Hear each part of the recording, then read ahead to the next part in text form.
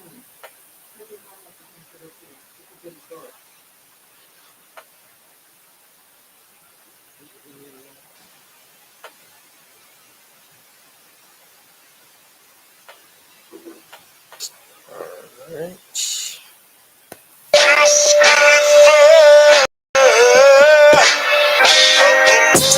come the boom. Look who just stepped in the room. Got soldiers in every direction. As long as they stepping in tone. I been all black with the groom. Watching Babylon fall to doom. Lord know I'm ready and I know that you know that her love is deadly, but I am immune. These niggas talking rude to whom? That's a spot, you'll be moving soon, and you'll be leaving shortly. Still fucking with them agents, yeah, they still enforcement. Got a whole lot of zeal, I can't get it off me. Plus I'm winning like I got a blue ribbon on me.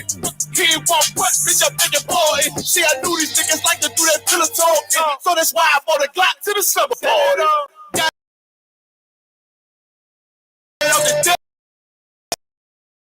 That brotherhood and weapon got it. If it ain't for West, nigga, had occasions, but it's on now. So you speculation, bitch, I'm thrown down. And if you want a conversation, set his zone down. Nigga, what he say, I ain't hear him, I done zoned down. Can't walk this walk. It's a low bound. I'm 44. These niggas never listen, so I listen. I'm a rebel, nigga. Better be careful if you ever see my stepping in my mouth. Cause it ain't no pain. Stay in your lane. I'm playing twisted metal with his ass. Got it on the block. I just began to it pretty much. Your brotherhood and weapon gotta keep it in the clutch. Revenge to my main bitch, I think I got a crush. And she know that I got some sick shit inside me. But you know I.S.U.P.K versus everybody. Got the job, move the buttons like he Teddy Riley. Now I race through the track like a Ricky Bobby. Got it off the dust. I just began to it pretty much. Your brotherhood and weapon gotta keep it in the clutch. Gotta keep it with me, it's a must. Got it off the dust. I just began to it pretty much. Your brotherhood and weapon gotta keep it in the cut. If it ain't one West, nigga, hot.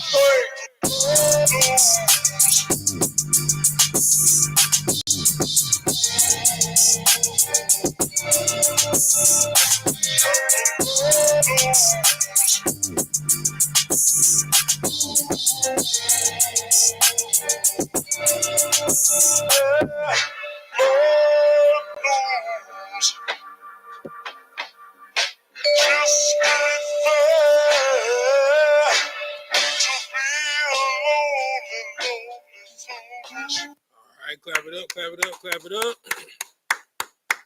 All right, it's the Israelite School of Universal Practical Knowledge, started out at 1 West 125th Street, Harlem, New York, under commanding General YAHANNA. It is Monday, the history breakdown class, where we break it down line upon line, precept upon precept, here a little, there a little.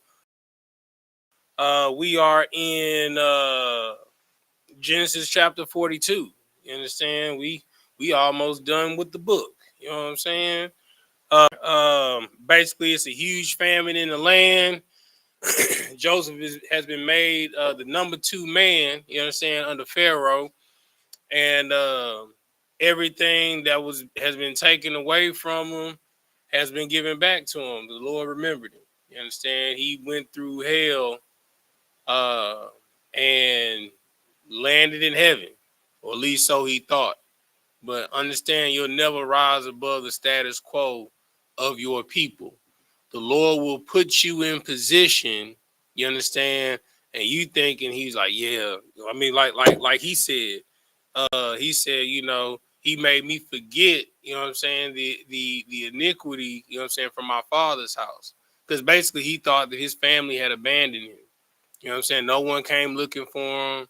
You know, he's been all alone. He went from being a prince to being sold into slavery, you understand, being lied on. He rose up as being a slave to being number 2 in his master's house, you know what I'm saying?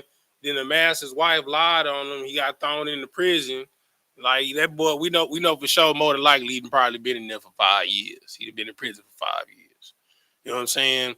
And then Pharaoh called him up out of there. He interpreted his dream, and now he the number 2 man in the land. You understand? And then lo and behold, as soon as he say the Lord has made me forget, you know what I'm saying, the woes from my father's house, who pops up? His brothers. You understand? And that's what we're about to find out right now. You understand? The moment that you think that your blessing is strictly for you, the Lord is going to show you that it was never for you. The Lord was putting you in position for your people. And if you can't be who your people need, the Lord will remove you and raise up another. You understand? All right. So let's jump straight into it. Genesis chapter 42 and 1.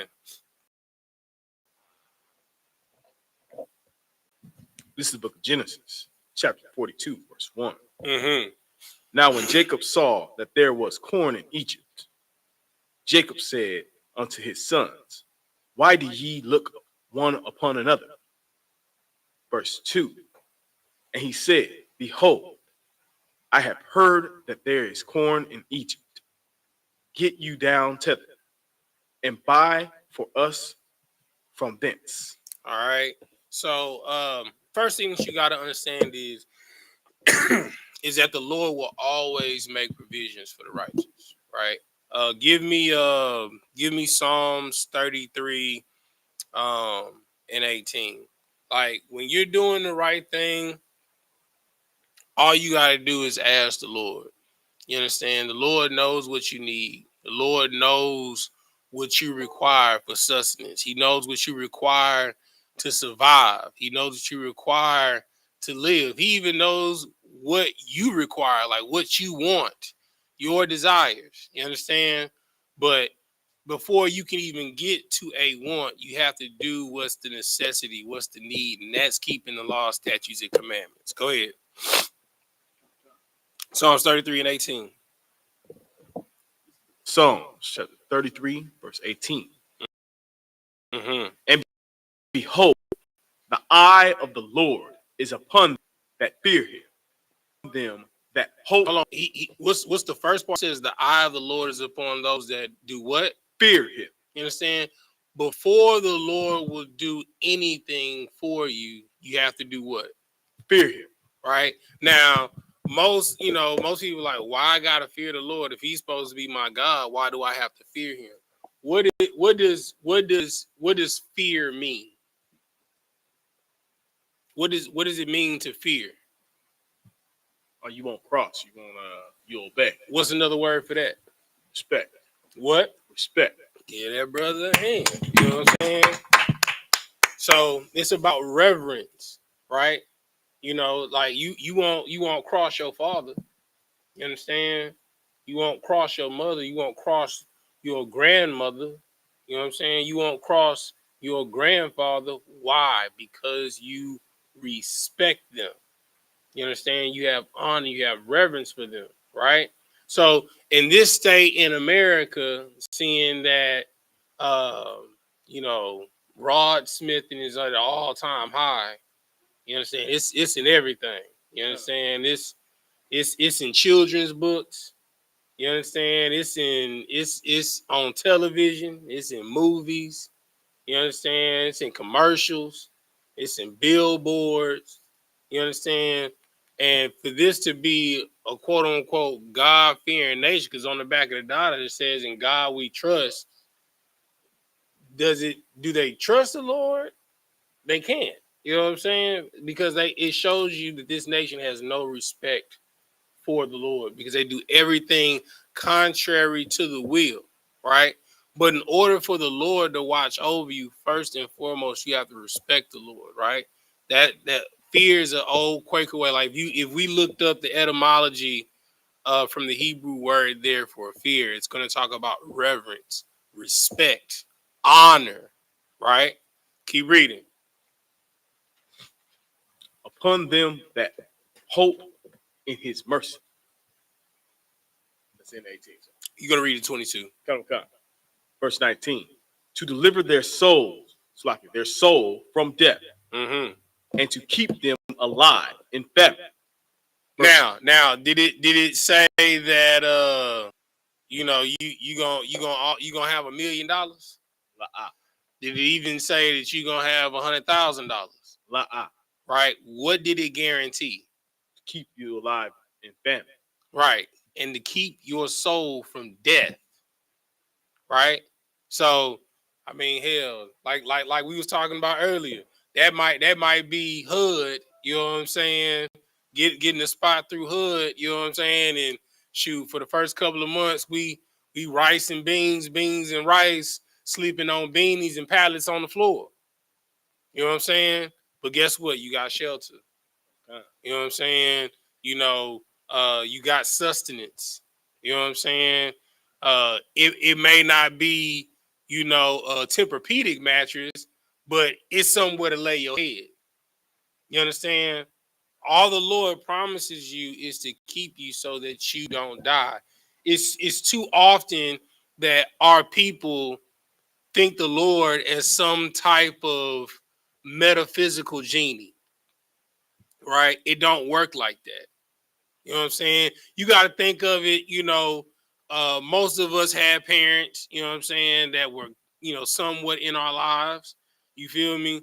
You got to think of it like, you know, when you were 16 and you wanted a car, right? Did your parents just give you a car? No, 9 times out of 10, you had to prove yourself to be trustworthy. And they were lining up 16 years of your actions lined up into one decision. Are you responsible? You know what I'm saying? Will you be accountable? You know what I'm saying? Like, will you respect the provision that's given to you? You know what I'm saying? Will you follow the rules? Like, they take all these things into account. So when you come to your parents and be like, I want a car, right? 9 times out of 10, and be like, they're not gonna give it to you, they're gonna make you go to work for it. You know, whatever that grunt work is, whether it's, you know, like me, my parents said, you know, if you want a car, I tell you what, you get you a job, whatever you save will match. You know what I'm saying? And what that did was that made me appreciate my vehicle. I didn't just treat it any kind of way because I had to work really, really, really hard for this car. Even though, you know, it was a clunker. You know what I'm saying? But guess what? It was my clunker. You know what I'm saying? So it's the same thing with the Lord. You gotta build up credit with the Lord, right? Okay. He didn't succumb to whores, right? He didn't succumb to drugs. Okay. He's been keeping the feast days. He's volunteering at the school. You know what I'm saying? He's doing ministry work. He put his life on the line in the mission to Acuna. You understand? You stacking up credit with the Lord. So when it comes time to ask the Lord and make a request, you know what I'm saying, unto the Lord, he'll be more likened to hear you versus somebody that's out here doing whatever the hell and then like, hey Lord, I promise if you give me this job, I promise I'm gonna stop smoking weed. You know what I'm saying? But as soon as you get that job, what you do to celebrate? Go buy you a dime sack, a dub sack. I don't even think they sell dime sacks no more. You know what I'm saying? You feel me?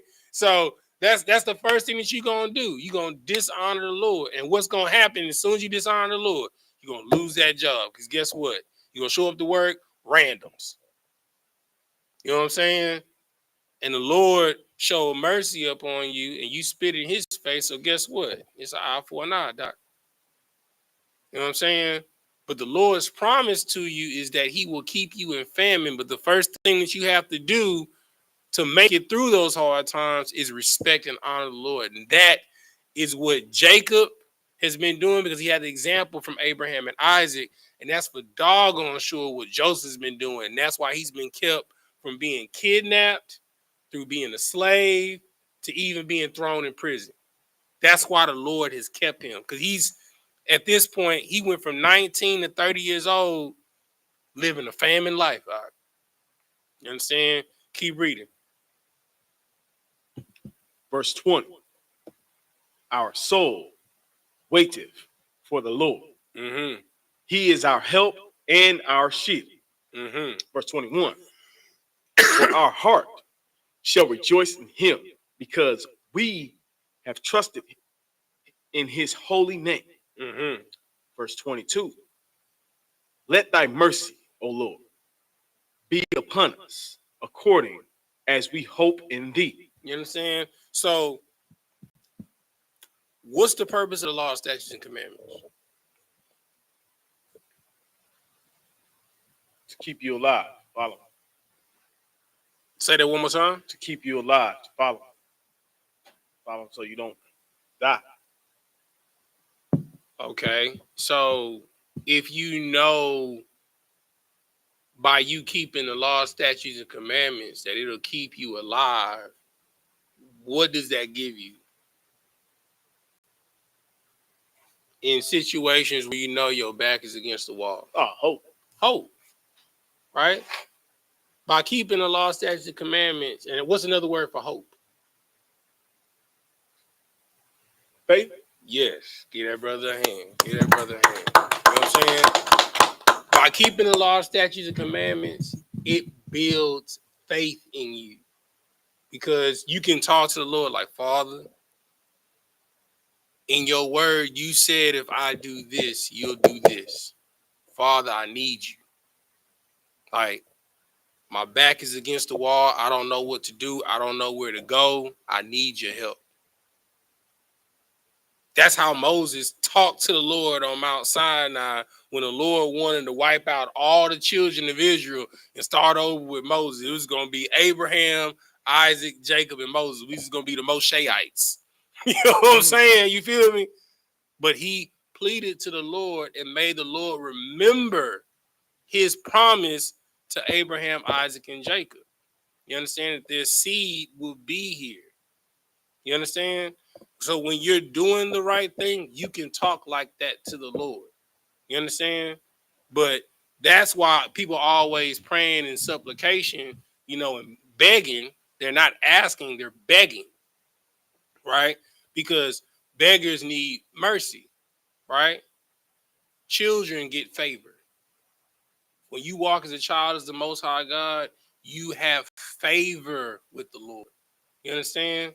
You know that he's constantly watching over you. Shoot, he got armed guard on you 24/7, 365.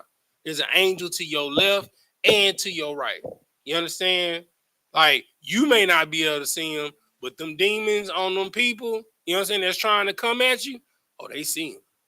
You know what I'm saying? And they move around. And you won't even know why your partner stopped calling you. You won't even know why your homegirl stopped coming around. You understand? You won't even know why your mama and your daddy or your aunties, your uncles, your brothers and sisters, you don't know why they stopped inviting you over for cookouts and stuff. You understand? It's because the spirit recognized the spirit. What's the old saying? Birds of a feather what? Flock together. Flock together. You know what I'm saying? In scripture, it says, can two walk unless they agree? Hell no. So if you're not in the same spirit as them, y'all gonna be separated. You understand? All right. Give me the book of Job, chapter. Aaron, you give me that. Give me Job 36 and 7, and Yakubah, since you already in Psalms, give me 32 and 8. All right. Yeah, give me Job 36 and 7. Give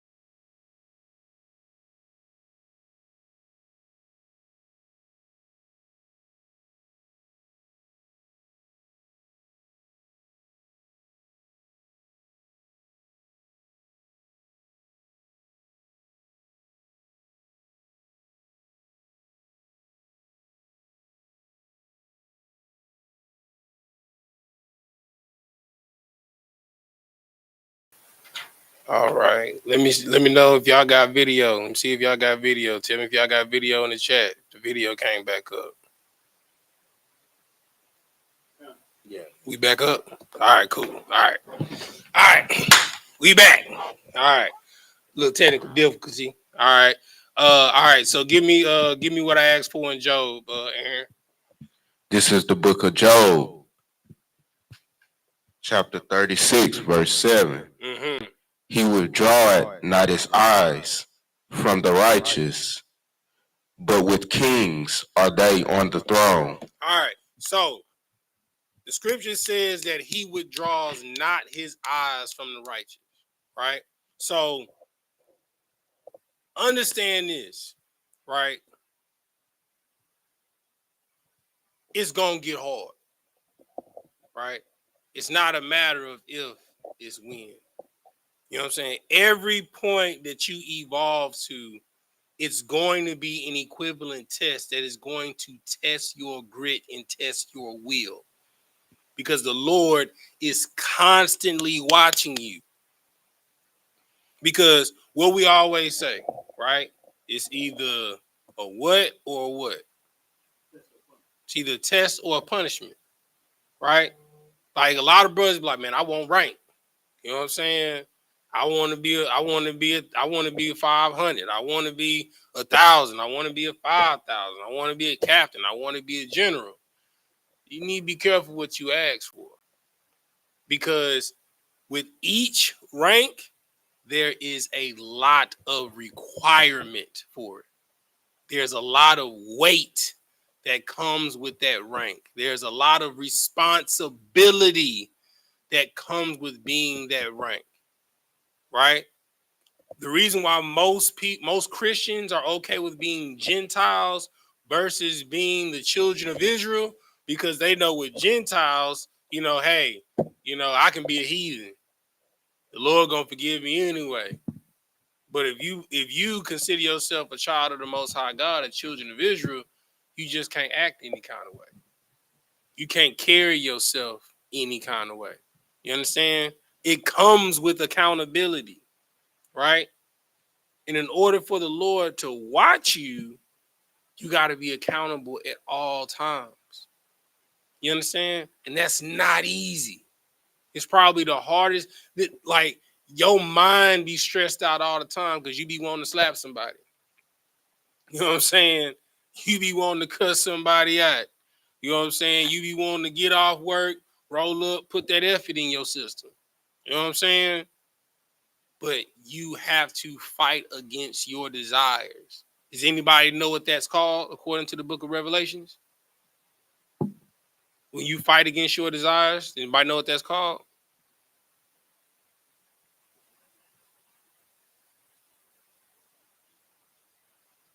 Anybody in the chat know what it's called? Fire self-affliction. No, it's not the first one. Somebody said they don't got no sound. Hey, check and see if the sound is up. No, that's good. Yeah, soundboard good. We got sound. All right, cool. All right. But it's called the first death, right? Right. The first death is you killing yourself, right? Most people don't understand, to be in the Israelite School of Universal Practical Knowledge, you got to have bodies, bro. You got to have a body on you to get up in here. You understand?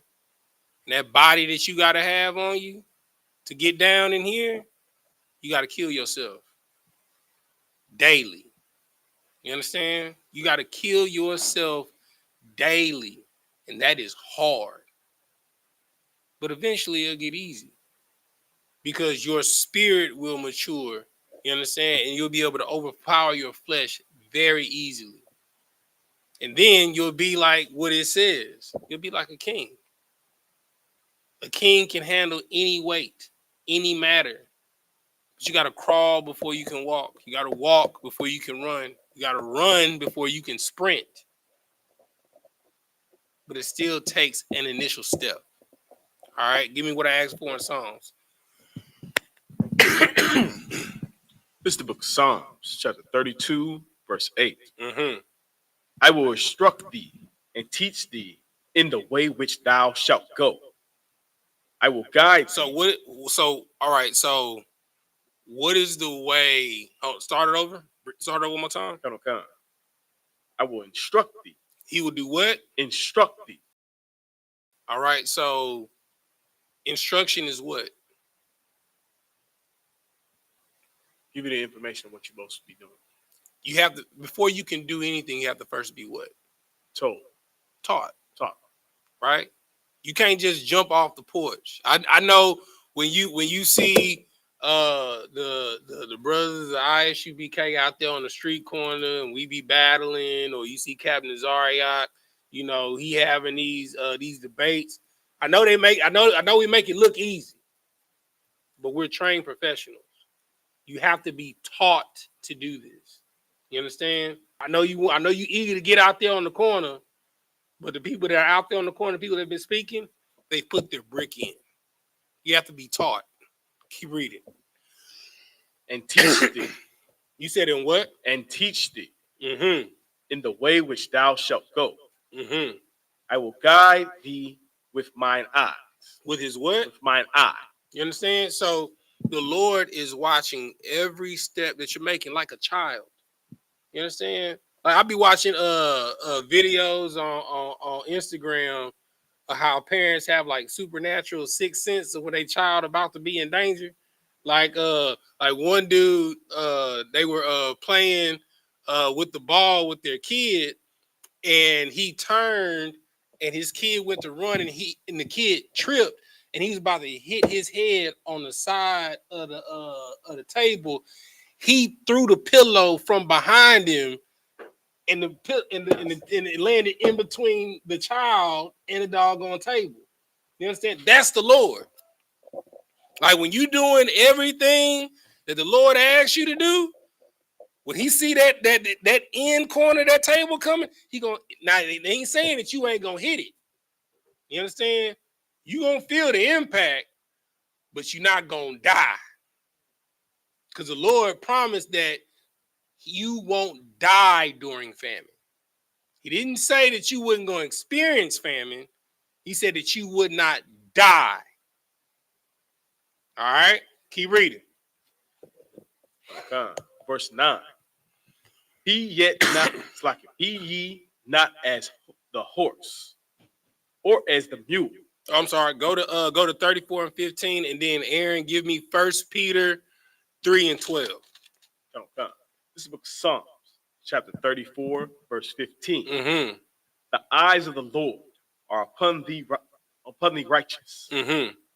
and his ears are upon their cry. So, in order for the Lord to, first and foremost, all right. So, what's the first rule in order for the Lord to watch over you? You got to do what? Follow the law, statutes, man. Which is considered what? Listening and obeying and respecting. That part. You know what I'm saying? Respect, because it said the first rule is that you got to fear the Lord. You know what I'm saying? So the first thing that you got to do is honor and respect the Lord. You can do that by keeping the law, statutes, commandments. All right. And then it said what? Read that again. The eye of the Lord are upon the righteous, mm-hmm. and his ears are unto their cry. You understand? So in order for the Lord to watch you, you know what I'm saying? Like it's just like a coach on a little league football team. You know, we got all these parents like, yeah, my child the one. You know, the coach would be like, yeah, I done heard that before. You know what I'm saying? Yeah, every parent child is the one. You know what I'm saying? But while they at practice, you know, they watching the kids practice, he be like, okay, all right, he got some footwork. You know what I'm saying? Okay, he got some strength. You know, and then you got one that you thought was weak. Okay, that boy showed some courage in the Nutcracker. You know what I'm saying? We all anybody that play football know what the Nutcracker is. You know what I'm saying? When you go heads up, and put the men and the boys, separate the men from the boys. You understand? But all of these are to test your grit. You understand? And that's what the Lord's doing. In each little situation he puts you in, each little stunt or each little scheme that he puts you in, is to see how you gonna act. I know that the person that you going up against on the other side of the line on the defense, I know he twice your size, but just follow the play. Because you ain't even realizing I'm calling the play for the tight end to pull from the other side to help you knock him on his butt. But you got to follow the play. I know the other team big. You know, they big for some sixth graders. I understand. They look like they in the ninth grade. You understand? But shoot, that's how David felt when he went up against Goliath. Because Goliath was the youngest of his brothers. You understand? And they were giants in the land. But we were the underdog. Everybody was scared, but David. Was David the strongest of his brothers? No. You know what I'm saying? Was he the fastest of his brothers? No. But he had the most courage because he had the most what? Faith. He walked up in there. He was like, who is this uncircumcised Philistine and think he can talk to the sons of God as such? Have y'all forgotten who y'all are? Have y'all forgotten what our Father said? I mean, is any of y'all unclean?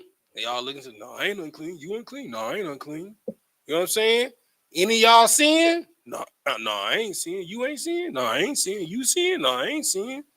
So what y'all scared of? Let's go. See, y'all looking at the exterior facade of the opposition. Yeah, they might have a couple of mansions. They might have a couple of militaries. You know what I'm saying? They might have a couple of squadrons. They might have some fighter jets, right? But you have the thing that no one can see.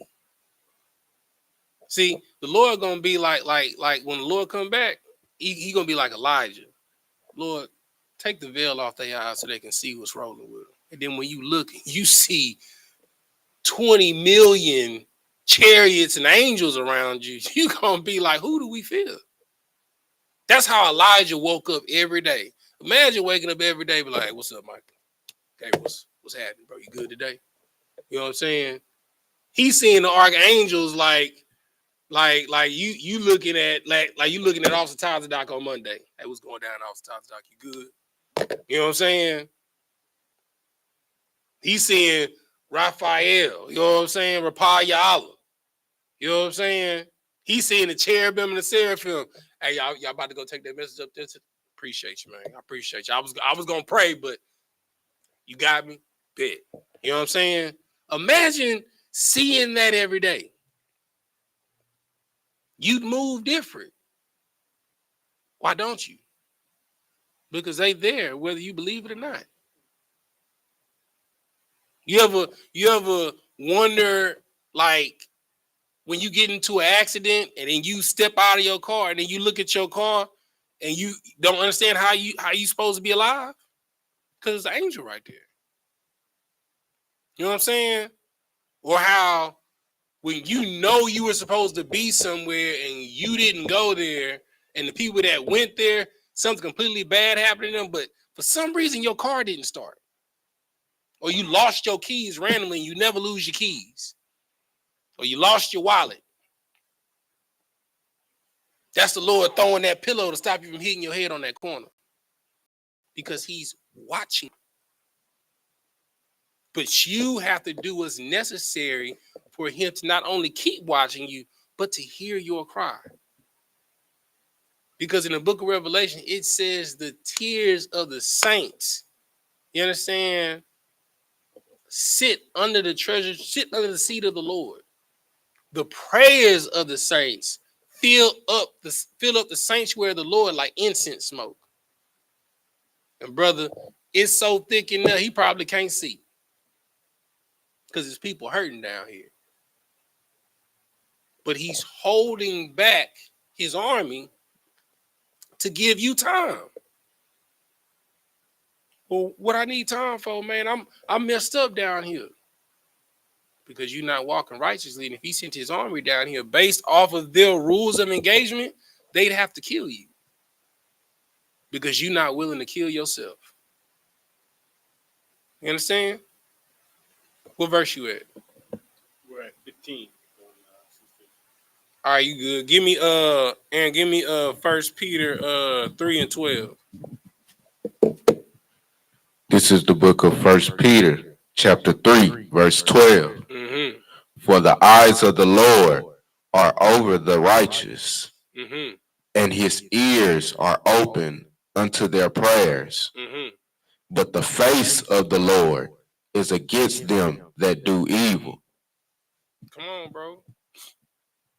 See, I'm giving you different scriptures from the Old Testament and New Testament. As you see, it's building on the same thing. Because first it's like, well, all you gotta do is fear the Lord and the Lord will watch over you. You know what I'm saying? Now you gotta fear the Lord and be righteous for him to watch over you. You know what I'm saying? And for him to hear your cry. You understand? But then he adds on to that. Oh, I missed one. From you to move from just being mediocre in his eyes to him trusting you to have the weight of a king. Right? Because it's levels to trust in righteousness. You know what I'm saying? You'll start off, like Lazarus. You know what I'm saying? You start off like Lazarus on the side of the road. You feel me? And as the Lord can trust you more and more, he'll give you more and more. You understand? To where you'll get all the way up to where you like Job, and you be like, well, let's see if he really believes. Take it all from him. You know what I'm saying? He knock you back down to Lazarus level. Just see what you gonna do. Okay. He complaining, but he ain't sinning. Because Job was complaining like a mug. You know what I'm saying? The Lord had to come down and check him. He blessed him. He checked him, but he blessed him because he didn't sin. He checked him because he was complaining. Like, bro, first and foremost, all this ain't promised to you. What's promised to you is that you don't die. Are you dead? If you ain't dead, that means each day you got a chance to get it back. Your car get repoed. If you ain't dead, tomorrow you got a chance to get another car. You get fired and you ain't dead, guess what? Tomorrow you got an opportunity to get another job. Maybe you've been working so hard, you need a break. And if the Lord didn't fire you, you'd work yourself into an early grave. Let me regale y'all with a short story. I had a close friend that I grew up with. Her name was Annalyn Wright. You know what I'm saying? Her mother worked for Metro for 40 years. You understand? Her and her husband, they planned their retirement. You understand? And she was like, it was like 2 years before they retired. They went, bought a plot of land, designed a brand new house that they wanted. The old house they had, they was going to start renting it out. They designed the house exactly how they wanted it. You understand? She ain't missed a day at Metro. You understand? The day that she retired, 2 weeks later, she died. They moved into that house, and 2 weeks later, she died. What is the point of doing all of that work to save, to do something that you won't even enjoy? You've been killing yourself for the wrong reason. Sometimes the Lord has to fire you, because if the Lord don't fire you, you gonna work 30 years without taking a vacation. Because I gotta get this overtime, I gotta get this money. Like, bro, you working 18-hour shifts just to make ends meet. That's insane. Like, brother, if you putting in 18-hour shifts 5-6 times a week and you just making ends meet, you hustling backwards. But we do it every single day. And if the Lord don't fire you from that job, you're gonna die there. Just like we on a plantation, because this is slavery. If you're not willing to move because the Lord loves you and he watches over you and he knows what he wants for you, he'll move you. You may not like the move because you're comfortable, but we're not in this to be comfortable. See, Joseph was comfortable. Joseph had to get moved multiple times. You know what I'm saying? He was just following his daddy's orders to go check on his brothers. He ended up getting kidnapped, sold into slavery. He was just following his master's orders in his master's house. He rose up in his master's house. The master's wife lied on him, said that he raped him. He get thrown in prison. You know what I'm saying? He just being a good trustee in the prison, got rose up to be the number one trustee over all the prisoners. You know what I'm saying? Two people he looked out for, interpreted the dream. He said, hey, bro, just remember me, bro, when you get out. You know what I'm saying? You know, put in a call for me. You know what I'm saying? Come visit me. Put some money on my books. They forgot about him until they needed it. You understand? But throughout all of this, because he did not forget who his father was, the Lord made sure that he didn't die in these conditions. And then eventually, when the time is right, he's going to move you in position so your people can have transition. Because everything that the Lord does for you, it is not for your own benefit. It's always to help others. You understand? If anything that you're doing is for selfish means, you need to check yourself. If you get blessed with something, you need to be looking, how can I help someone else? How can this be put to someone else? How can I give to make provisions for someone else? Because that is how the kingdom is built. Through us being there for one another. That's the job that Joseph got. The Lord rose him up to be number 2 over the land to make sure everybody had provisions. It wasn't so he can just be like, oh yeah, I'm number 2. Kiss the ring. You know what I'm saying? I got Pharaoh ring. Kiss the ring. You know what I'm saying? You see this ruby? You know what I'm saying? I'm draped in emeralds. You see the new gold he put on me? I'm laced up. It wasn't for none of that. It was for the work. The Lord puts you in a position to work. It ain't to sit back and chill. It's to work. And if you're not willing to work, you're going to stay in the same position that you are in. And then when the Lord comes, you're going to be like that servant that buried his talent in the sand. Anybody know what happened to that servant? Don't nobody know what happened to the servant that buried his talent in the sand? Sapar, you know? I know you know, Sapar.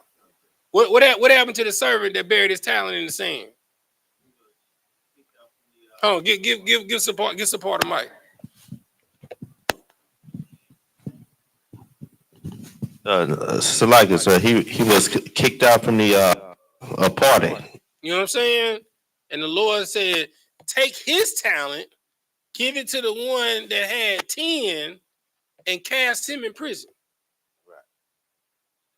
Thou wicked servant. Thou wicked servant. If you would have at least invested what I gave you, I would have had a return on the investment in which I gave you.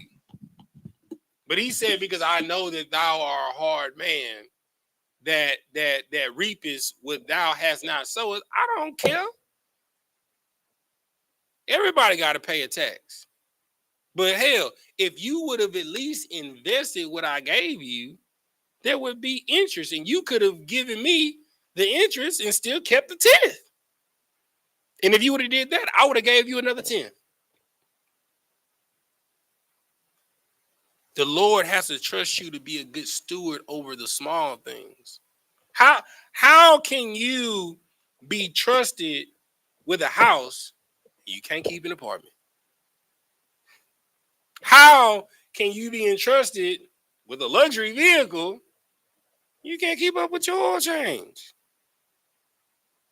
How can you be entrusted, you know what I'm saying, of having a great Fortune 500 company and you can't file your taxes on time? Or you don't file your taxes at all? Brother, you're going to jail. You know what I'm saying? You going to jail. You know what I'm saying? Because first they gonna hit you with a fine. You don't pay the fine. Then they gonna audit you. And then when they audit you and they tell you what you owe and you don't pay, you going to jail. Because heavy is the head that wears the crown. It's all about checks and balances. And the Lord keeps tally of all things in the universe. But you want him to get you a car. He's trying to make sure the sun come up. You worried about a car. Did you eat today? Was you able to get to work? I know it was the bus, but was you able to get to work? You talking to me about a Benz. Can we work on getting you a bike? Or how about a Honda Accord? And I'm talking about a 1990 and it's 2024. It'll get you there. It'll get you to work. It'll get you to work. You know, it may have some holes in the seats. You know what I'm saying? You know, the AC may not work, but it'll get you where you're going. Will you take care of that like it's a Benz, though? You make sure it's clean, or you gonna junk it out? You gotta be able to be responsible and accountable. Because if you're not, that means that you don't respect the Lord. And what did he say he gonna do to you? He gonna put his face against you. If anybody know what that means, he gonna kill you. All right, give me what I asked for, Aaron. 1 Peter.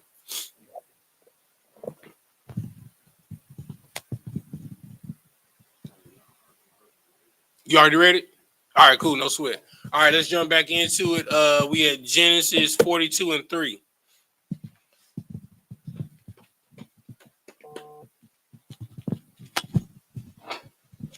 Come on. This is the book of Genesis, chapter 42, verse 3. And Joseph's 10 brethren went down to buy corn in Egypt. Verse 4. But Benjamin, Joseph's brother, Jacob sent not with his brethren. For he said, lest peradventure mischief befall him. Verse 5. And the sons of Israel came to buy corn among those that came, for the famine was in the land of Canaan. Verse 6. And Joseph was the governor over the land, and he it was that sold to all the people of the land. And Joseph's brethren came and bowed down themselves before him with their faces to the earth. Now let me ask you a question. All right. What has been the one consistent thing that Abraham, Isaac, and Jacob has went through at this point? Does anybody know? Somebody give me Genesis 12:10, and then somebody give me Genesis 26:1.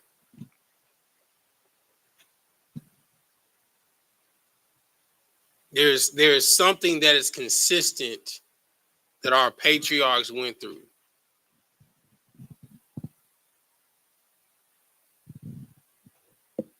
Whoever got 12 and 10, go ahead and read.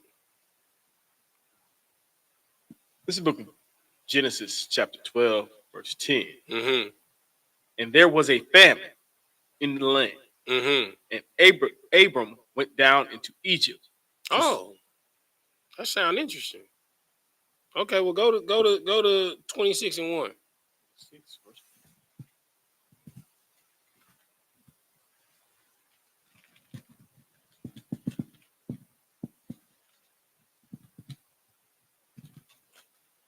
This is the book of Genesis, chapter 26, verse 1. And there was a famine in the land beside the first famine that was in the days of Abraham. And Isaac went unto Abimelech, king of the Philistines, unto Gerar. Verse 2. And the Lord appeared unto him and said, Go down into Egypt. Do what? Go down into Egypt. Mm-hmm. Dwell in the land which I shall tell thee of. Now, why am I bringing this up? Go ahead. Right, but why am I bringing up what happened with Abraham and what happened with Isaac and now what's going on with Jacob? What is the consistent thing that's happening? Right. So why am I bringing that up?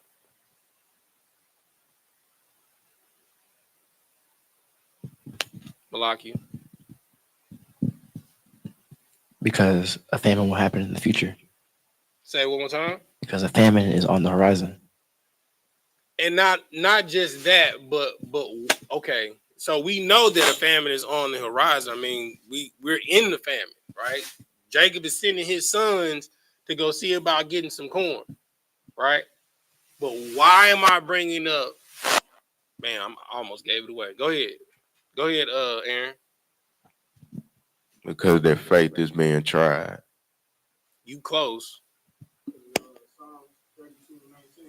What's Psalm 32 and 19 say? To deliver their souls from death and to keep them alive in death. He closer to it. All right. The reason why I'm bringing it up is if those that came before you went through it, what make you think you don't got to go through it? Right? Abraham was exceedingly wealthy, right? It's because he went through a famine. Because of how he acted when he went through his famine, the Lord blessed him, right? Isaac was even more wealthier than his father. But before he got that exceeding wealth, he had to do what? He had to go through a famine. Right? You understand? Now it's Jacob's turn, but he's going through it with his 12 sons, right? So if the patriarchs had to go through tough times to get what they have, what make you think you don't got to? If Joseph, between the ages of 19 and 30 years old, got kidnapped, trafficked, you understand, and thrown in prison, what make you think you ain't gonna go through tough times? And all these things happen before they receive their blessing. Need you to consider those things. When you're walking in this truth, you face a little bit of adversity and you start crying and want to give up the ghost. So this is too hard. I didn't know I was going to sign up for this. Are you really reading scriptures? Because everybody went through a famine. Everybody. Some of them just said F it and lived in famine. You know what I'm saying? I mean, if you want to be completely honest, Elijah was homeless. If you want to be honest, you know what I'm saying? He didn't have a mansion. He just roamed from city to city. He was like Forrest Gump when he was running. You know what I'm saying? Just going from town to town. Sleeping where the Lord told him to sleep. Sometimes he just slept out in the field with the crows. He slept in caves. Are you willing to do that? To serve the Lord? To have the power of Elijah, are you willing to sleep in caves? To have the power where bears will come out and maul anybody that talk down upon you because you got a bald head. You understand? Are you willing to sleep in open fields with crows?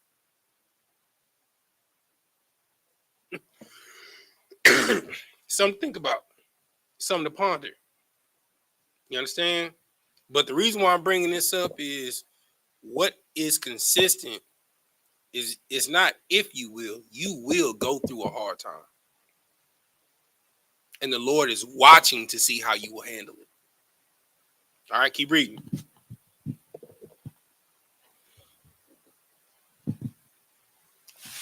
Get the mic, Yakubad. We back in Genesis.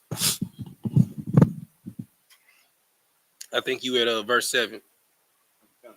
This is the book of Genesis, chapter 42, verse 7. Mm-hmm. And Joseph saw his brethren.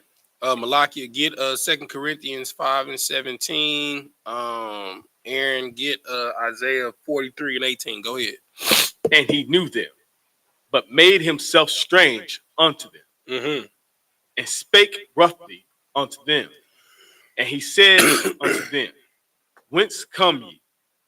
And they said, From the land of Canaan, to buy food. Verse 8. And Joseph knew his brethren, but they knew not him. Why? Why didn't they know Joseph? Why couldn't they recognize Joseph? He looked like them. Like he used to. Why? Did he change his ways when he got there? Why didn't he look like he used to? Sapar, come on. I know Sapar got it. It's like it, sir, because he was older and he had royal apparel on. Okay. Stay there. He was older, right? When you grow older, you become what? Come wiser. Right. But why is Joseph wiser? And why does he have on royal apparel? From all the tests and all the adversity that he had to go through the trials that the Most High sent him through, so he can be in the position that he's in at now. Brother, you a priest. Now, bring me home. Why did his brothers not recognize him? I mean, shoot, I got family that go along. Well, I'm about to give it away. I got family that go a time without seeing me, but when they see me, they recognize me.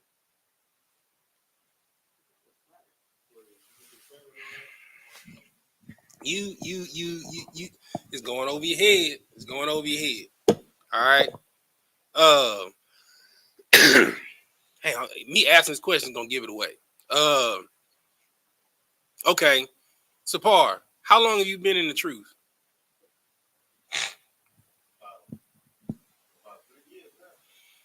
Okay. Has anything have you ran across people that you've known that ain't recognized you since you've been in the truth?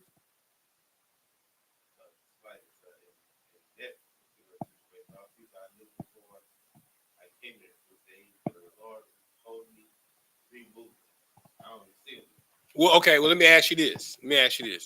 Have you came across someone while you were in the truth that you knew before the truth and they didn't recognize you?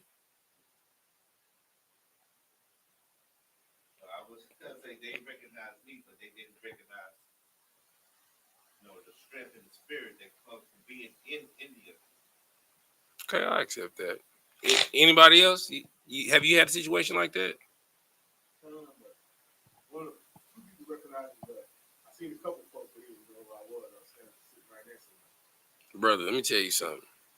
People that I grew up with, that I've known my entire life, people, old football teammates, you know what I'm saying? People that I played ball with didn't recognize me because I looked like a completely different person. Because I looked like what I've been through because of the Lord. I looked like a completely different individual. You know what I'm saying? I had to literally be like prime example. Me and Ashar and Pasha's childhood friend came up here. The first time he came up here, he didn't even recognize me. And like we've known each other since we was all 3 years old. And I had to be like, Bailey. And he was like, what? Yeah, man. Bro, I ain't even recognize you, bro. Man, you look completely different. It's because when the Lord's Spirit comes upon you, you become a new creation. This is what Christ was talking about, becoming new creatures and new creations in the Lord. When you truly give your life to Christ and you literally walk with the Lord, you will not look like how you used to look. You will not talk like you used to talk. You will not carry yourself and act the way you used to. You're going to be completely different. Go ahead, Sapar. Give him the mic. That's why that scripture, John 8:32, is so heavy. Once the scales is removed from your eyes, it's just like, you automatically know it. Just like if you familiar with scriptures and you get a little, man, what scripture? John 8:32 always seems to pop. Is so heavy. Once you get in this truth, it will truly set you free. So like, Get that brother a hand. All right. What you stopped? What verse you stopped? You stopped at 8. Okay, cool. Who got 2 Corinthians 5:17? All right, read that. This is the book of it's like 2 Corinthians chapter 5, verse 17. Mm-hmm. Therefore, if any man be in Christ, he is a new creature. He is what? A new creature. He is what? A new creature. Right? Look. Bar I, he said it. You know what I'm saying? He was a different man, born again through the fire. That's right, brother. You understand? Read that again, nephew. Therefore, if any man be in Christ, he is a new creature. He is a what? A new creature. Mm-hmm. Keep reading. Old things are passed away. Mm-hmm. Behold, all things are become new. I mean, brother. Let's just keep it 100. If you used to smoke all the time, you know what's gonna happen when you start smoking? Your countenance is gonna change. Your skin isn't going to look dark and dim because you're not gonna have smoke in your body. You know what I'm saying? Your countenance will lighten up, right? If you don't drink all the time, you understand? Your eyes won't be jaundiced or bloodshot red. You understand? You'll probably lose weight. You understand? If you stop smoking, you'll probably gain weight. You know what I'm saying? Because, most people, they smoke to curb their appetite. You understand? So when you stop doing the things that are literally killing you, you physically change. All right? Who holding Isaiah for me? 43:18. And then somebody give me Ephesians 12:24. And somebody give me Revelations 21:4. Go ahead, Aaron. I think you got Isaiah 43:18. The book of Isaiah, chapter 43, verse 18. Mm-hmm. Remember ye not the former things, neither consider the things of old. Verse 19. Behold, I will do a new thing. Now it shall spring forth. Shall ye not know it? You understand? So when you in order to be a new thing, you have to go through the wilderness. Remember last class, I said everything that is created has a season. The most pivotal season for new growth is what? No. Spring is the new growth. Winter, right? What happens in winter? Everything dies. In order for you to grow, all the old things have to die. The old you has to die. You understand? Like every little inkling of you has to die. And believe you me, there's always an inch that tries to rise up every once in a while. And you have to constantly kill it. Because if not, the Lord will have to kill you. And the way he does that is with hell. And we're going to find out what hell is. I sent you some definitions on Messenger. You know what I'm saying? Oh, God, dog. You know what I'm saying? Sapar, your Messenger working? All right, no sweat. Who holding Ephesians 4:24 for me? This is the book of Ephesians, chapter 4, verse 24. Mm-hmm. And that ye put on the new man, which after God is created in righteousness and true Hold on. holiness, How was the new man created?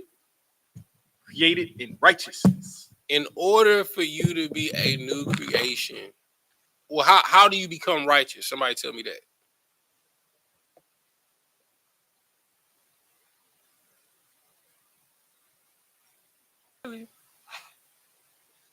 How do you become righteous?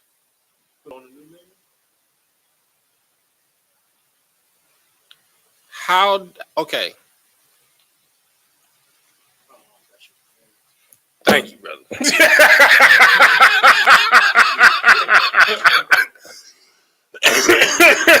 Good night. You know what I'm saying? So, in order for you to become the new man, you got righteous. You got to keep the statutes and commandments. That is the only way to kill yourself. You understand? Now, we're not talking about, literally, put a 4-5 to your dome and check out. That's not what we're talking about. We're talking about denying your flesh for the Lord, being a perfect sacrifice unto the Lord. All right? Keep reading. Verse 25. Mm-hmm. Wherefore, putting away lying, speak every man truth with his neighbor, for we are members one of another. All right. Who, let's see, what's the other one I asked for? Who holding Revelations 21:4? All right, and then Aaron, get Colossians 3:1, and then we'll hop back in Genesis. This is the book of Revelation, chapter 21, verse 4. Mm-hmm. And God shall wipe away all tears from their eyes, Mm-hmm. and there shall be no more death, neither sorrow nor crying, neither shall there be any more pain, for the former things are passed away. For the what? Former things are passed away. You understand? The example that is given, like if you read a little bit further up, it's talking about, it's giving the example of a woman bearing a child, right? It is a painful task. But afterwards, when they have that bundle of joy, they don't remember that pain anymore because it's passed away. All they have is the blessing before them. You know what I'm saying? That what they call the apple of their eye. You understand? And it makes them forget about the pain that they went through to bring this joy into their life. You understand? So, but in order for that to happen, you got to be righteous, bro. You know what I'm saying? You got to be righteous in the pain. Because when we get into the kingdom, this is going to be a distant memory. You know what I'm saying? In 2 generations, they're going to be like, we were slaves. Ain't no way in hell Papa was a slave. You see how that Negro dress? Ain't no way Papa was a slave. You know what I'm saying? Like, you guys are the beginning heads of your houses. You know what I'm saying? You're the first generation of the house of Malakwa. You know what I'm saying? If you don't know how important houses are and the honor and integrity of houses, watch shows like Game of Thrones. You know what I'm saying? Like watch. I'm watching this new show called The Gentleman. It's a spinoff of the movie The Gentleman. You know what I'm saying? They talk about lords and dukes, you know what I'm saying, of different houses and stuff like that. And different houses are known for certain things. And like, and if one of your ancestors brought shame to your house, like they be like, yeah, he cool, but he come from that house. When that Lord did that certain type of thing, this is why it's important to remain honorable at all times. Because you don't want to bring shame to your house. You don't want to have that shame in the records. Because the records are being written right now. Like what we reading about then, they're going to be reading about what you're doing right now. Don't bring shame upon yourself. Don't bring shame upon your descendants. Because these times will be remembered. They will be canonized. They will read about it just like you read the book of Maccabees. They might come up with a new feast day for the day of the Lord. And those that survive. You understand? You don't want that record to show, you know, he made it on a chariot, barely. You know what I'm saying? Because he couldn't let his addiction go. Or you make it on a chariot and then you make it to the wilderness before we get into the kingdom, and the Lord give us our powers, and then you get killed off because it was a test that you failed. Because you know, absolute power sometimes corrupts absolutely. Because people don't know how to handle power. They start to abuse it.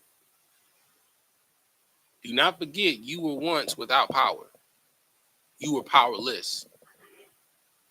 So be careful how you wield the authority that the Lord gives you, because he will bring it back to your door and humble you. That's why the golden rules is treat others how you want to be treated. The reason why I treat people how I treat them is because when I was in that condition, I would want someone to treat me like this that didn't treat me like this. Or if I was ever in that condition again, I would want someone to treat me like this. He's always, that's why Christ said, you know, that scripture said, you know, Lord, I love you. Well, if you love me, when I was in prison, did you come visit me? When I was hungry, did you feed me? When I was homeless, did you give me shelter? These are the things that you have to keep in mind. Because to the least of these, you've done unto Christ. So like when somebody comes to you in need and you shun them away, how can you call yourself a follower of Christ or a Christian?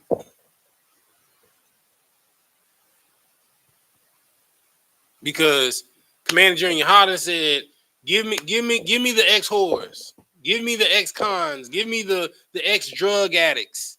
You know what I'm saying? Give me the those that used to be homeless. And let me show you what the Lord will do. I've seen it. I've seen brothers that were outside of their mind and crippled. I use Y.A.H.N.Na as an example all the time. When I met Y.A.H.N.Na was a paranoid schizophrenic, and he was crippled. He couldn't stand straight. He couldn't stand upright. He walked with a cane. He used to hear voices. He used to talk to himself. Now that brother's in his right mind. You know what I'm saying? On his way to, you know, living large, you know what I'm saying, with Yakubad and they new apartment. You know what I'm saying? That brother can do more push-ups and sit-ups than the average man now. You understand? That's what the Lord will do. That brother is a walking miracle. But in order for that pain to just be a fading memory, you got to be righteous in family. Like, it was brothers, you know, shout out to Quinaz that would literally fight Y.A.H.N.Na demons with him physically. Sometimes it take that type of brotherhood. If you ain't willing to fight your demons, I'll fight you. In the words of my father, I'll be damned if I lose you over some bullshit. Salaki. You tripping. And if you feel differently, I mean, shoot, you can't whoop me. You know what I'm saying? So either we gonna deal with it, we gonna talk it out, or you just gonna feel a type of way, and then when you get out your feelings, we still gonna talk it out. That's brotherhood. That's love. Regardless of how you feel, we gonna deal. We ain't gonna run from it. You know what I'm saying? If you got a problem, we gonna deal with it. Because if I got a problem, we definitely gonna deal with it. That's what brotherhood is. That's what makes us a family. That's what made, when this came back around with Joseph, when he saw his brother, because he forgot about him real quick. He was like, he named his son Manasseh because the Lord delivered him from the iniquity that he experienced from his father's house. That's why he named his son that. You understand? And then as soon as he say that at the end of the last chapter, who come pulling up to Egypt? His brothers, because they in need. Always remember the Lord will put you in position, not for yourself, but for your brothers, for your sisters, for your mother, for your father. Even though they treat you like a publican and a sinner, like a heathen. Even though you might be a priest, but they still look at you as that weed head, that drug dealer. You know what I'm saying? That degenerate, that ex-con. Whatever they used to look at you, that alcoholic. But it's going to come a time and place where because of your position, they're going to need you. You can't treat them like they treated you, because that isn't righteous. All right, let's get back to it.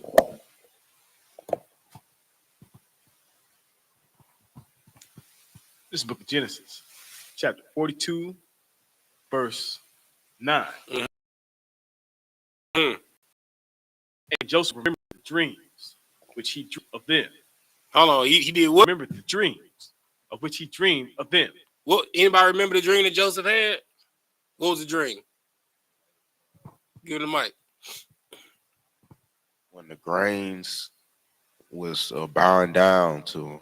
You know what I'm saying? Not only when the grains was bowing down to him, you understand? It had it to where his grain grew taller than all the other grains, and then the grain bent down to him. And here he is sitting in his chair, taller than all of them, and they're bowing down before him. See, the Lord will give you a vision of how something is going to play out. You know what I'm saying? He got kidnapped at 19. Here he is, 30 years old. You understand?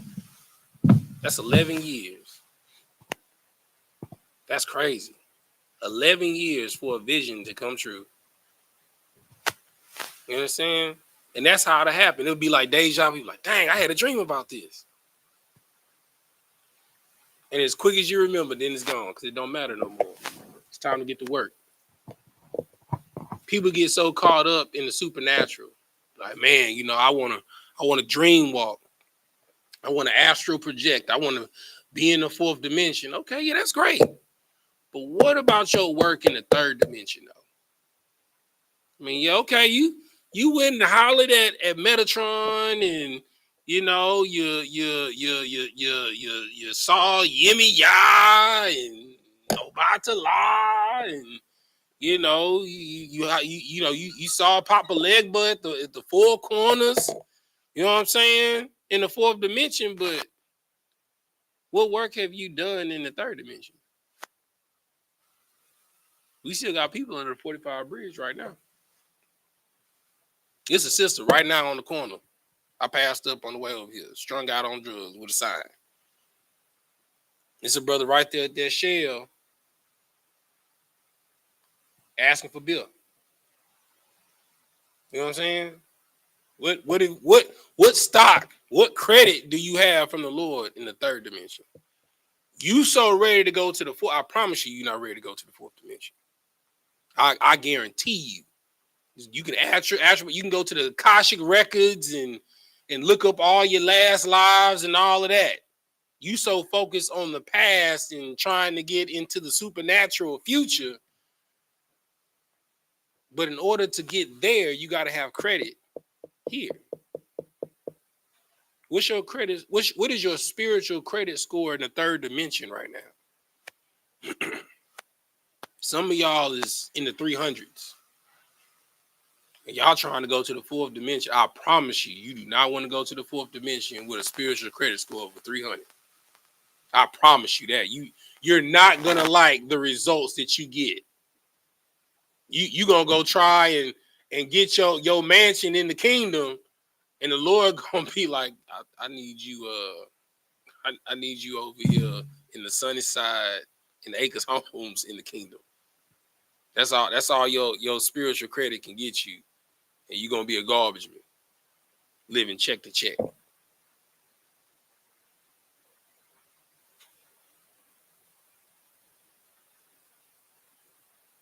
Keep reading. And said unto them, ye are spies in the land the nakedness of the land. Verse 10. And they said unto him, Nay, my Lord, but to buy food are thy servants come. Bro, and you know what's crazy about this? Jacob said, what?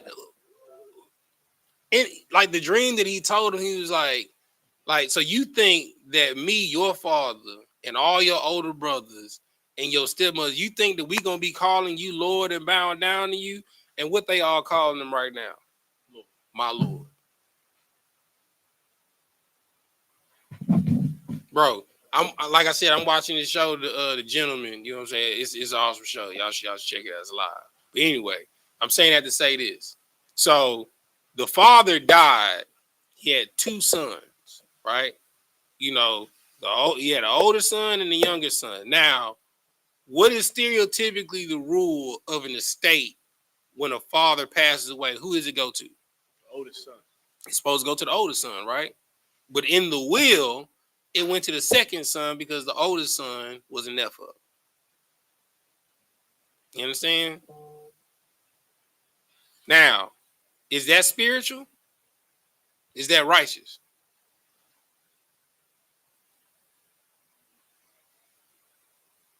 It is? Give me an example. Get that brother a hand. Hey, Isaac and Ishmael. You understand? Ishmael's the oldest, but he wasn't the chosen son. Esau is the oldest. He wasn't the chosen son. You understand? Abraham wasn't the oldest either, but he wasn't the chosen son. So these are second sons that have gotten inheritance of the Lord. Many are called, but few are chosen. You can be the firstborn. Hell, Reuben was the firstborn son. He lost the firstborn right when he slept with his daughter, with his father's wife. Judah ended up getting that right.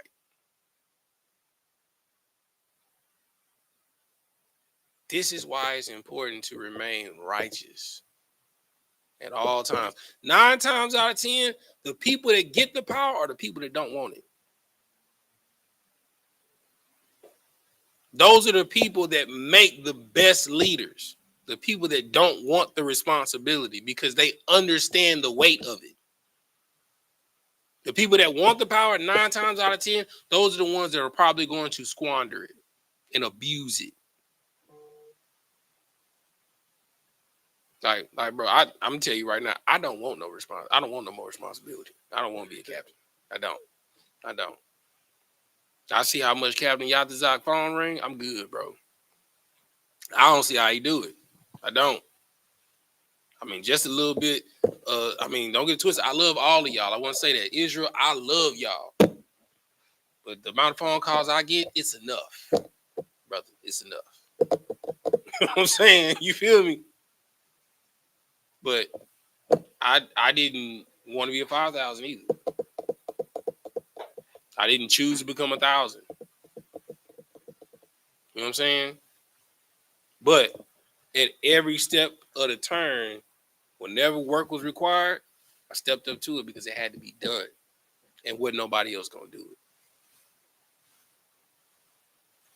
it. That's the type of man you got to be. That's the type of son you got to be. The Lord needs something done, just do it. Don't make no excuses. Don't complain. Just do it. It ain't going to feel good, but the quicker you get done with it, the quicker it'll be over. Just do it. All right? Keep reading. Verse 13.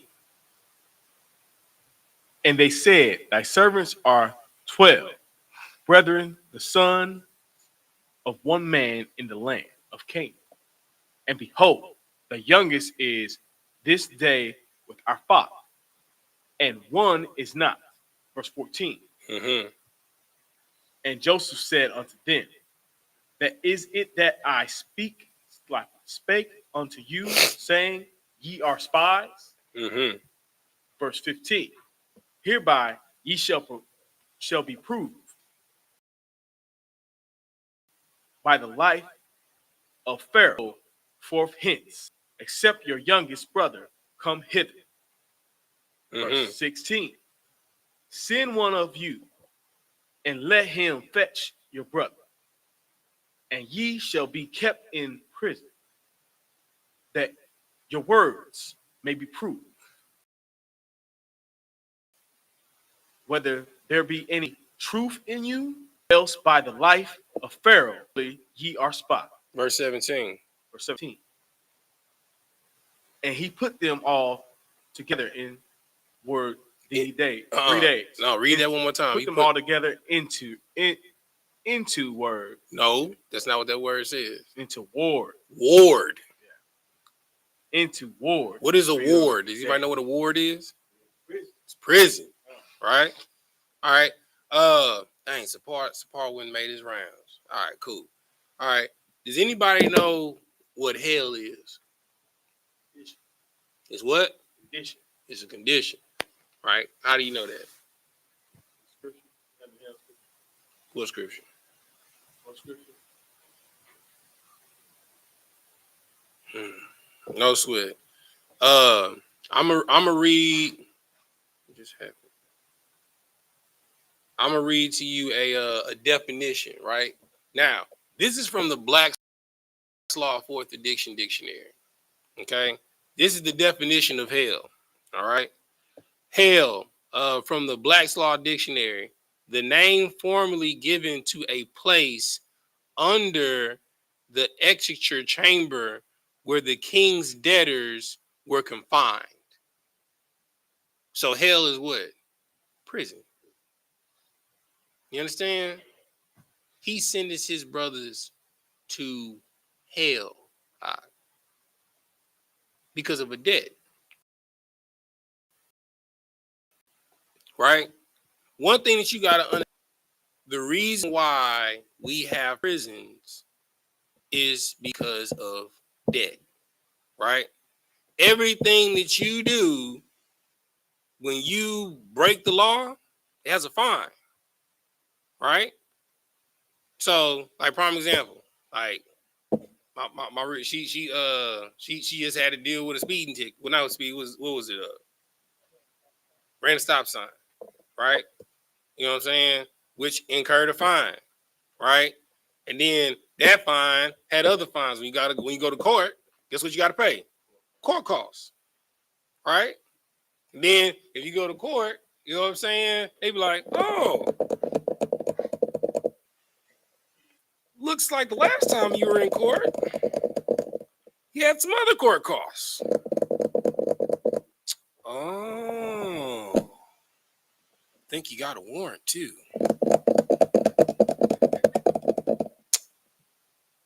It's a capious warrant.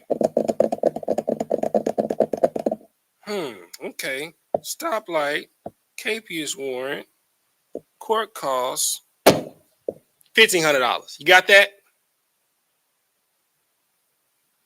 Oh, you don't have it right now?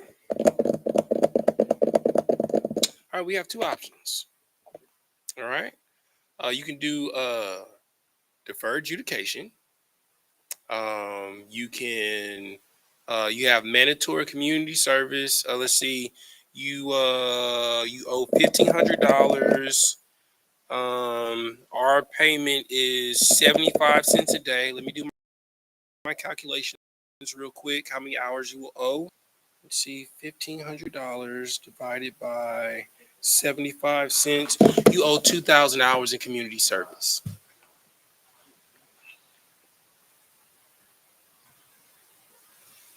Oh, and you'll still have to pay a surcharge annually for 3 years of $500. Would you like to do that cash, credit, or check? We need the $500 now. Oh, you don't have the $500 now? Let's see. $500 divided by...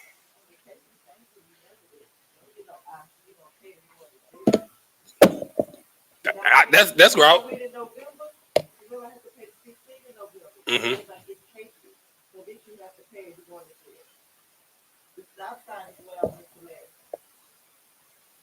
See? pay this because you just paid us 15. I give you 3 months, and then you have to come back. You have to pay this outside.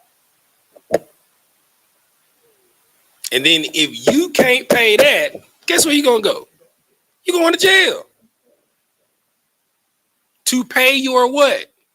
Debt to society.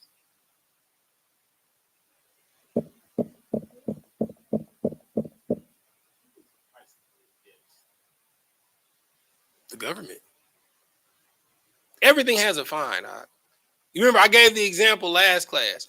If you get a DUI, if you got 10 bands, you'll never see jail. When you go to court, if you got $10,000, you'll never see jail. You might be on probation for maybe like 6 months, but you'll never see jail. That's why these rich kids, they get DUIs like it's nothing. You be seeing the white kids with the little the ankle monitor, and they be having the little breathalyzer to start their car. That's because they didn't got too many DUIs, and they just got 10. They wipe their butt with $10,000. Oh, it's just $10,000. I'll just give it to my lawyer. You know what I'm saying? For a murder case, you need minimum $1 million just to fight the case. Just to fight the case. It's not to beat the case. That's to stay out to fight it. Because your bond gonna be $1 million. You know what I'm saying? And then you gotta pay your lawyer. Like there was a brother that used to be in the school. He got hit with a it wasn't what it wasn't vehicular manslaughter. What vehicular assault, right?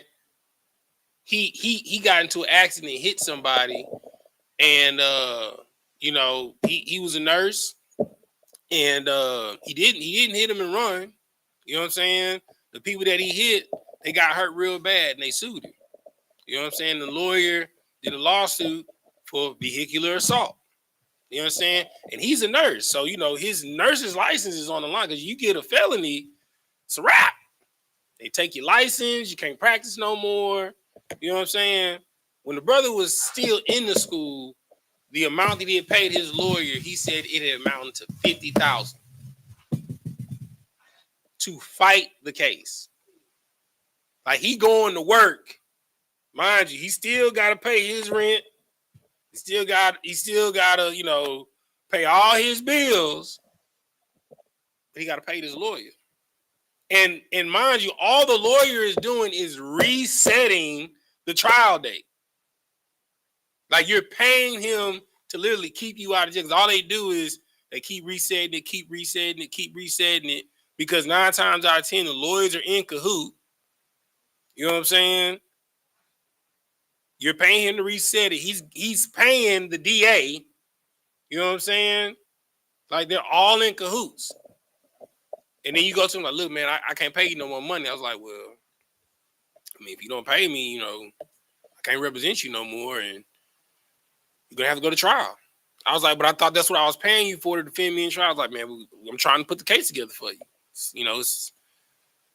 I gotta talk to the doctors, gotta talk to their attorney, gotta go talk to the judge, because all lawyers are negotiators. That's why the district attorney has a 98% conviction rate when they go to trial, because lawyers don't ever go to trial. They negotiate outside of trial. If they go to trial, you getting convicted. You gotta have a cold lawyer, because all they do is negotiate deals. This is what he's presenting his brother with: deal or no deal. You know what I'm saying? You saying he know who they are, but I want you to prove it. and y'all owe me a debt. What's the debt that his brother's on? 11 years. You know what I'm saying? Y'all tripping over 3 days? I've been in prison for 11 years. All right. Y'all crying over 3 days. I had to go. Y'all want corn, right? I mean, I had to go through hell for 11 years to get where I am. Y'all can't do 3 days for corn? Jesus. I thought you was my big brother. I thought you was big bro. You know what I'm saying? If you owe a debt, you will go through hell. Understand that spiritually. When you break the law, statutes, and commandments, there's a penalty. There's a debt that has to be paid for your sins. So you will go through hell for it. It could be a small infraction. You might just get a flat tire. You know what I'm saying? A random bill might come and put your account in negative. You know what I'm saying? There are small infractions that happen. If it's a test, it might hit you, but you got it. You don't want to pay it, but you got it. Judgment is it hits you when it hurt, and you don't got it. The Lord takes something from you to hurt you, like your children, and put you on child support. That's a curse in the Bible. I don't know if y'all know. It's just in the Bible. It said to take your children, you know what I'm saying? You'll see them no more. Another man will lie with your wife. I mean, how many brothers have been with women and those women are with other men now? That's a curse, Isaac. It's not supposed to be that way. Y'all supposed to be together forever. We have a cursed mentality now. You know what I'm saying? Instead of saying, brother, go home and work that out with your wife, or sis, go home and work that out with your husband. Man, F him. F her. Get you a new boo, new you. You know what I'm saying? I can do bad all by myself. We're in this cancel culture. And as a people, we have been canceled. As a nation, we have been canceled. To where Israel is no more in remembrance. Crafty counsel. But what's crazy is, in all the other nations, what's the number one value? Family values. You go to Japan, what do they have? Family values. Even in poverty, you go to China, what do they have? Family values. Indonesia, family values. India, family values. Russia, the mob, what do they have? Family values. The Italians, family values. The Ukrainians, family values. Africans, family values. The French, the Europeans, what do they have? Family values. Dukes, lords, houses, family values. But what do blacks, Hispanics, and Native Americans have? Nothing. So we don't value each other. Have you seen a homeless Arab? I've never seen one. Have you ever seen a homeless Chinese person in America? I've never seen one. Never. Have you ever seen a homeless Japanese person in America? I've never seen one. Have you ever seen a homeless African in America? I've never seen one. Never. Never seen it. You want to know why? They have family values.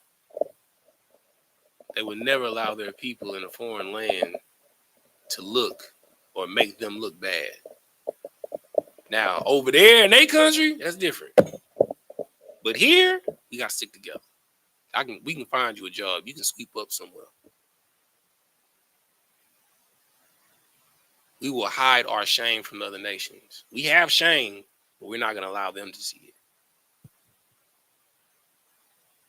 We allow our people to look crazy on the corner. We allow our people to be strung out on the corner. You know what the other nations do? They put their people in rehab so they can't be seen on the corner. And even when they don't get it right, guess what they keep doing? Them sending them back to rehab over and over and over again. Rehab is like a country club. But nah, we let our people be destroyed, look destroyed.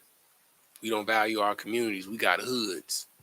We don't have communities. We don't have neighborhoods. We have hoods. We have projects.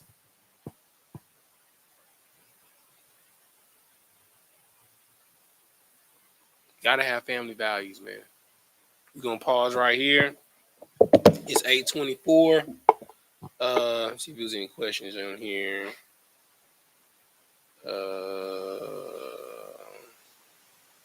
Yeah, I hear you, sis. Sis says, gotta pay them tithes. I understand. All right. Anybody got a question before we get up out of here? Nope. All right. All right. So with that, Amajim, which means to stand. Sar, which means to turn.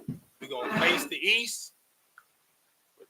Repeat after me. Abanawa, Shabbat Shemayim, Qudash, Hayah, Shemka, Yahweh, Malak with Ka, Taba'ah, Ratazayaka, Hayah, Aisha, Baal Ratazah, Kawa, Hayah, Bashemayim, Nathan Lanau, Lacham, Call, Yawam, Wasalak now, Kabawak now, Kasalak now, Kabawak now, Wala'ah, Tabi Iron out, Banasaya 1, Abal, Hawashai now, Mayan, Rai, Kaya, Laka, Hamalakwa, Waha Allah, Wahata Para, La'awalamium, Aman, in the English, our Father, which art in heaven, hallowed be thy name, Yahweh, thy kingdom come, thy will be done,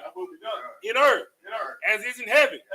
Give us this day our daily bread, and forgive us our debts, as we forgive our debtors, and lead us not into temptation, but deliver us from evil. For thine is the kingdom, and the power, and the glory, forever. So be it. Sar, turn and face the front. Give a courtesy salute to the brothers, then to the sisters. Men of Israel, by the Shabbat. Maju. Rahul Shim Yahweh Shah Brakatah. Yadmatah, Sar, turn and face the sister. Men of Israel, by the Shabbat. Maju. Ra. Yahweh Shema Thah Shim Yahweh Shah. Yadmatah, dismiss.